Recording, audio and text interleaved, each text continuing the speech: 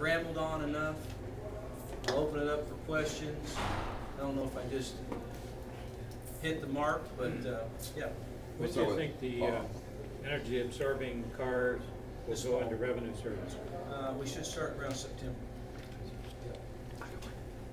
Everybody gets like one question, and we do like a second round. So Stephen Box, next question. Mike Lesher. I have a question for you about fuel efficiency and idling locomotives. Sure.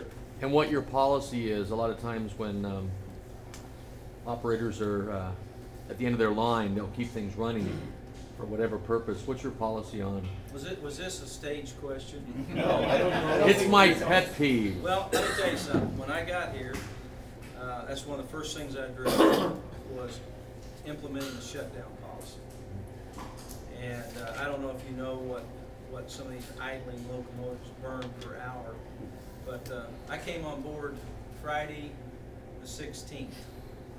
The 17th of April, on a Saturday, I was out of San Bernardino on a set of equipment that was setting all weekend. Guess what? It was all running. It's all what? It was all running.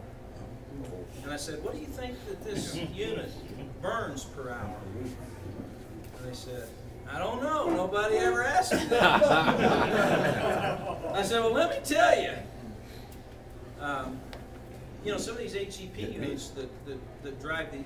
I was so proud of the guys because we shut them down. We isolate when we don't need it. If we have 2 units on a consist, we only have 1 running. The other one's isolated. I have a pretty good ear for things. I was sitting in Pomona, doubleheader consist came by, and I was listening. I said, I think that trail locomotive was loading. I thought we put that policy out to shut it down. Oh, they're shut down. I said, you won't bet? You don't know how many Pepsis, Diet Pepsis people have owed me. Cases. But my policy is, you shut them down. And I was proud of the guys because Sunday when I was coming through town, I drove by our central maintenance facility. It's a thing of beauty. It's dead silent. Now, how much fuel do you think we saved? We're anticipating to save on a daily basis. Take a guess. Just by having a shutdown policy. Anybody want to guess? I'll say 30,000 gallons. Not that many, but I'll guess. I went overboard. 2,000. 2,000. I thought we'd get somewhere from 5,000 to 7,000. In 2 weeks, we saved 93,000 gallons. That's real money. That's awesome. So, I am hell-bent on shutting down and isolating power.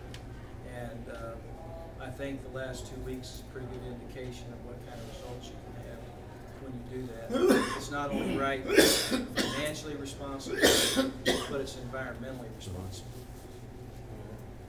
Awesome. Mike. You mentioned the double tracking with your Champion.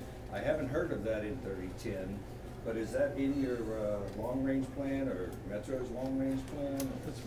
Well, I mean, I think eventually it's going to have to happen. You know, It is a component of Measure R. Yeah. Metrolink. It's just not well publicized. It's one of the smaller, less known details. And it is a lot of jobs. Once you start building the railroad, there are good union jobs, and it's unfortunate that now there's some people looking to publicize it. So. well, I'm pushing it as an issue. And, But is it short-term or starting short-term, or is there a start? it's all up to how much support I can get to do it. And I mean, it's funding support. It's funding support. But if we're really serious about creating jobs, and I mean, look at the benefits, I think it makes a lot of sense. Definitely. Because I know you're sitting on sidings for freight or ownership issues, freight issues, Yep. shared right away. Wouldn't you love to, you know, run directional traffic? Just think of the increase in capacity and the safety benefits of running directional trains. I mean, I think there are so many things that need to be done. You know, there's a lot of crossing upgrades that should be taken on, and you know, when you think about the speed of our trains, the more we can do to separate, the more we can do to enhance that, the better off we are. So, you know, that's going to be a constant theme for me is let's make the investments that increase capacity and increase safety. Ken, raise your hand, please. Yeah. on the paint scheme of what you're doing, so what is the status of changing to the green and white versus the old blue and white? I'm pushing like hell, because I like the new logo. Does And, that, and just- that include the equipment also, of the Yep, cars? you know, all the new equipment will come, will be painted that way. There's a lot of advantages to what we're doing. You know, you're seeing the stainless steel, you're not painting the entire car, which, I don't know if you've ever noticed American Airlines, but you know, they have stainless steel. There's a lot of advantages to that, a lot of cost savings to that. So as we phase out the fleet and we bring on the new Rotom cars, we're gonna continue to transition to the new scheme. Let's start with Bill, and then Zach, and then somebody else back, and then John, okay. Bill? Hi, thanks again. First, I know people have talked before about electrifying Metrolink service. My question for you about that is, if the funding was available to do it, how feasible is that, considering the amount of time that the tracks are used for freight service? Well, you know, that's a very good question, because I was in Sacramento last week. There's a lot of interest in that, and that's one reason I keep pushing this Tier 4 locomotives. When you look at how environmentally friendly these locomotives, and I know it's an oxymoron, people say clean diesel, right?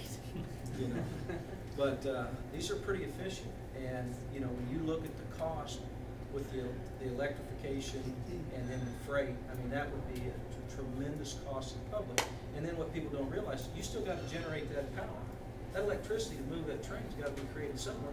How are you going to power it? You know, so the other thing that drives industry, and I think a lot of people get after this, I've been involved in economic development. What's the first thing a developer will look for when they look at a site location?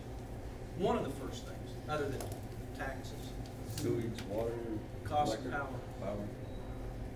And you know, you create a system like that, and you start looking at the what it takes to generate that electricity, the impact on your usage, and what it's going to drive the cost of electricity, and what the difference would be between electrification and a Tier 4 locomotive.